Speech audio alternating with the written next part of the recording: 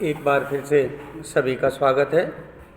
काफ़ी छात्र छात्राओं की डिमांड थी कि सर हिंदी साहित्य के इतिहास पर वीडियो बनाएं, तो आज का विषय है हिंदी साहित्य के इतिहास में से आधुनिक काल का जो टॉपिक है वो है प्रगतिवाद। प्रगतिवादी काव्य, जो जिस प्रकार आपका क्वेश्चन आएगा वो आएगा, प्रगतिवादी काव्य की प्रमुख प्रवृत्तियां अथवा विशेषताओं का उल्लेख कीजिए। तो आज हम जो है डिस्कस करेंगे प्रगतिवादी काव्य धारा की प्रमुख विशेषताएं अथवा प्रवृत्तियां। देखिए, प्रगतिवाद कोई प्रगति से इसका कोई संबंध नहीं है, अर्थात तरक्की। इसका संबंध सीधा मार्क्सवाद से है। इसको समझाने से पहले यदि कोई राजनीति शास्त्र अर्थात पॉलिटिकल साइंस का कोई विद्यार्थी है तो वो यह समझ ले कि जो विचारधारा राजनीति के क्षेत्र में मार्क्सवाद अथवा समाजवाद है, साहित्य के क्षेत्र में वही प्रगतिवाद है। कहने का तात्पर्य यह है कि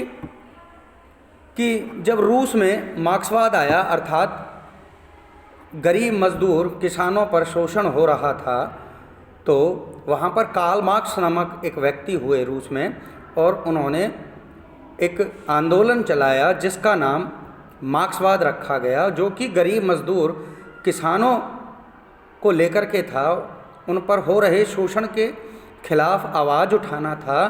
तो उस समय भारतीय जो साहित्य था, भारतीय हिंदी साहित्य के जो कवि लोग थे वो भी इससे अछूते नहीं रहे, और वह साहित्य उनकी कलम के द्वारा उनके द्वारा फूटा गया।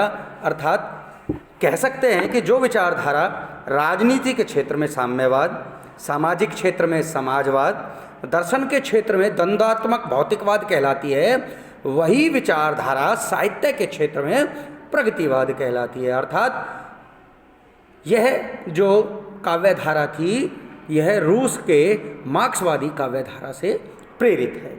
इस प्रगतिवाद का मूल आधार कार्ल मार्क्स की विचारधारा है। प्रगतिवादी साहित्य ने सामाजिक तनाव को दूर करने के लिए मार्क्सवादी विचारधारा को माध्यम बनाया। मार्क्सवादी विचारधारा का प्रभाव केवल आर्थिक व्यवस्था पर ही नहीं पड़ा, बल्कि विश्व के दर्शन, धर्म, कला और साहित्य पर भी व्यापक रूप से पड़ा। प्रमुख कवियों के विषय में जान लेते हैं कि प्रगतिवाद के प्रमुख कवि कौन कौन से हैं। इसके प्रमुख कवि रामधारी सिंह दिनकर, नरेंद्र शर्मा अंचल, शिव मंगल सिंह सुमन, केदारनाथ अग्रवाल, रामेश्वर शुक्ल अंचल, नागार्जुन रांगे राघव, सोहनलाल द्विवेदी, शंभुनाथ सिंह, गिरजा कुमार माथुर, नेमी चंद्र जैन, भारत भूषण अग्रवाल, गजानन माधव मुक्तिबोध, रामविलास शर्मा आदि। ये सभी प्रगतिवादी काव्य धारा के प्रमुख कवि रहे हैं। अब हम बात करते हैं प्रगतिवाद के प्रमुख कवि, प्रगतिवाद की प्रमुख प्रवृत्तियां अथवा विशेषताओं के बारे में जानकारी प्राप्त करेंगे। देखिए, नंबर 1, शोषित वर्ग की दीनता का चित्रण। कहने का तात्पर्य यह है कि प्रगतिवादी काव्य का मूल केंद्र शोषित वर्ग रहा है, अर्थात किसान, मजदूर, गरीब किसान, जो भी शोषित वर्ग था वो इसका केंद्र बिंदु था। प्रगतिवादी काव्य धारा के शोषण से दुखी मजदूर किसानों की दयनीय स्थिति का मार्मिक चित्रण करना कविता का मुख्य लक्ष्य होता था। ऐसा करके इन कवियों ने शोषितों और पूंजीपतियों की विषमता को उजागर किया। इस संबंध में दिनकर जी की एक कविता बहुत ही प्रसिद्ध रही है। कविता के कुछ 2 पंक्तियां मैं आपके सम्मुख रखता हूँ। श्वानों को मिलता वस्त्र दूध, भूखे बालक अकुलाते हैं, माँ की हड्डियाँ हड्डी से चिपक ठिठुर जाड़ों की रात बिताते हैं। अगला दूसरी हेडिंग, शोषक वर्ग के प्रति घृणा। देखिए, शोषित के प्रति दया थी, शोषकों के प्रति घृणा। भाई, जो शोषक वर्ग है अर्थात जो शोषण करने वाला होता है उसके प्रति कवियों ने जो है घृणा व्यक्त की। पूंजीपतियों, प्रयोगवादी कवियों ने शोषक और घोर स्वार्थीपन, निर्दयता और कपटीपन को उजागर किया है। शोषक वर्ग उचित अनुचित ढंग से पूंजीवादी व्यवस्था बनाए रखना चाहता है। प्रगतिवादी कवियों का विश्वास है कि जब तक वह पूंजीवादी व्यवस्था का नाश नहीं हो जाता तब तक सामाजिक विषमता समाप्त नहीं हो सकती। इसीलिए इस सभ्यता एवं व्यवस्था के प्रति कवियों के हृदय में तीव्र आक्रोश है। इसका एक उदाहरण निम्नलिखित है। जनजीवन का दुरुपयोग उनका जीना, अब न प्रयोजन उनका अंतिम है उनके क्षण। अगली हेडिंग है क्रांति की भावना। शोषक और शोषित वर्ग में समानता लाने के लिए तथा प्राचीन परंपराओं एवं रूढ़ियों को नष्ट भ्रष्ट करने के लिए प्रगतिवादी कलाकार के पास एकमात्र साधन है क्रांति। कवि क्रांति का आह्वान करके जीर्ण शीर्ण रूढ़ियों एवं परंपराओं को जड़ से उखाड़ फेंकने में अपना गौरव समझता है।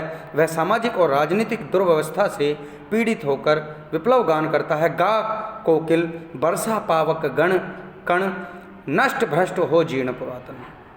अगली चौथी हेडिंग है मार्क्सवाद में आस्था।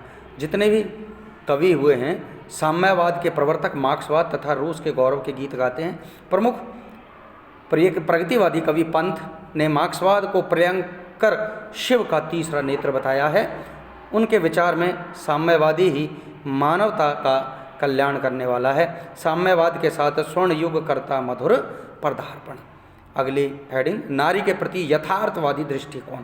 प्रगतिवादी कवियों ने नारी के प्रति जो है यथार्थवादी दृष्टिकोण का परिचय दिया है। नारी पुरुष की भांति स्थूल सृष्टि का अंग है।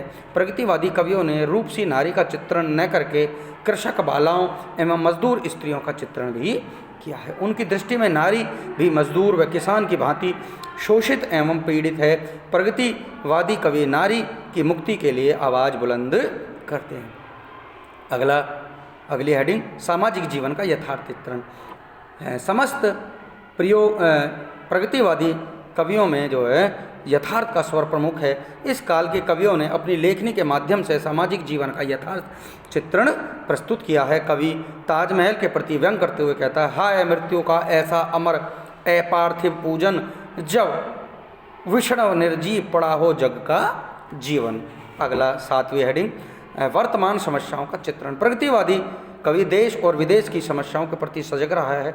उसने विश्व के मानवतावादी दृष्टिकोण को अपनाया है।